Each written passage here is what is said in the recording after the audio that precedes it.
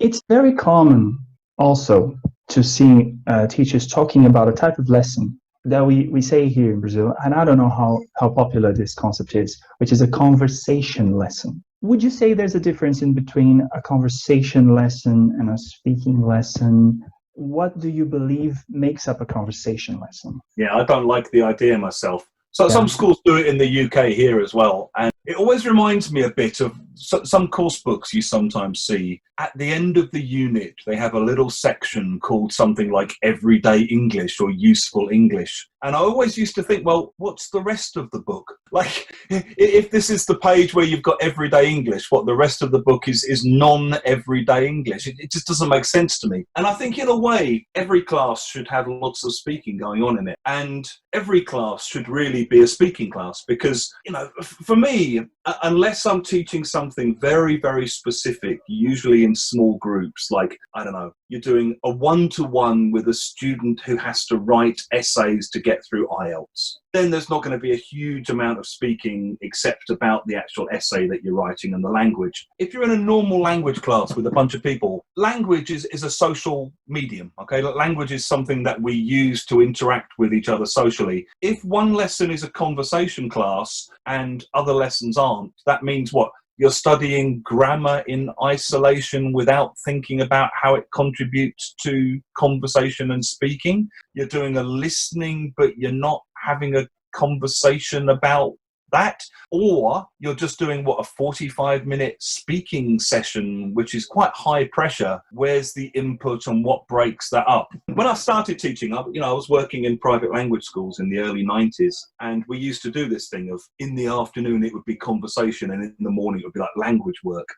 And I found what actually happened then was it puts a lot of pressure on people to come up with crazy things to think about and talk about for 45 minutes, when really it's much more normal to, you do a vocab exercise, you do a bit of talking around the vocab, 5-10 minutes, then you do a listening, which includes some of the vocab that maybe you've just been looking at, and then you do a 10-minute bit of speaking about the content of the listening. Then maybe you do a speaking task and you do a kind of 5-10 minute bit of speaking, then you do a reading, and then you do a 5-10 minute bit of speaking around the reading. And for me, that works much better in terms of just breaking up the speaking with little bits of other things, but breaking up the other things with little bits of speaking. I'd much rather do that than just speak. Because if you're just doing a speaking class, well, either there's no language input, or all the language input has to come from you as a teacher, listening closely to your students and reworking their English and thinking of how to say things better and giving them the input.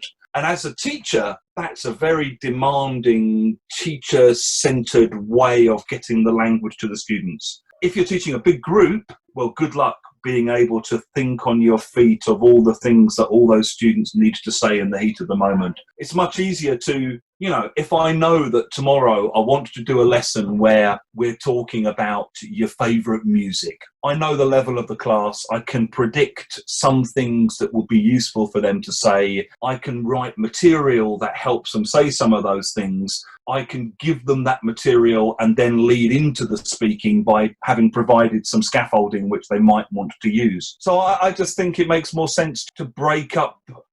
Every class should be a speaking class. I don't think you should have, this is a grammar class, this is a listening class, this is a reading class. Everything should be language classes. Everything should be oriented towards some speaking. Mm-hmm. And as a course book writer, I'm always thinking like that. I'm not thinking of, we don't do speaking for 3 hours and then we do an hour speaking. Mm-hmm. God, what are you doing for the other 3 hours? What's happening in those 3 hours? Something bad.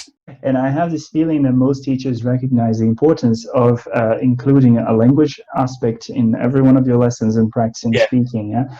And I guess that the problem in that sense is the expectation of the student when he sees, I'm going to have a conversation lesson. So a conversation lesson for one person is different than a conversation lesson for another person, but they have elements of, it seems to me like that they're much more loose in terms of structure.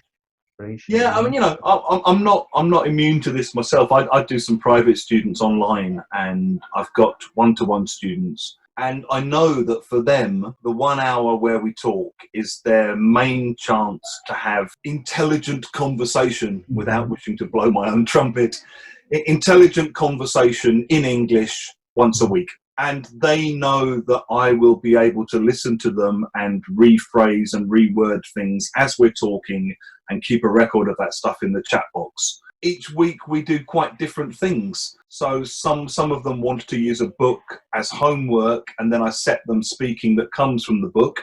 Some of them just bring in things every week that they want to talk about. And the conversations are very different, and the language that comes up is very different. But they're all very, very good high-level students, and they're all paying for one-to-one classes. In those situations, I guess, especially if you're outside of an environment where you use English the rest of your life, it can be nice to keep your English moving. You know, part of me looks at them and thinks, why on earth do you need to do this? Your English is already amazing. But I also know that they just want, you know, they don't want to get rusty. They want to keep practicing, keep learning a few little bits and pieces, and keep their hand in. So, you know, I'm not saying I never do those things, but with a whole class, I just think it's a strange way of structuring the syllabus. And I think they should be speaking all the time. And it shouldn't just be a one-off thing that's, you know, pegged as a special treat. Kind of, yeah. Yeah. Mm-hmm.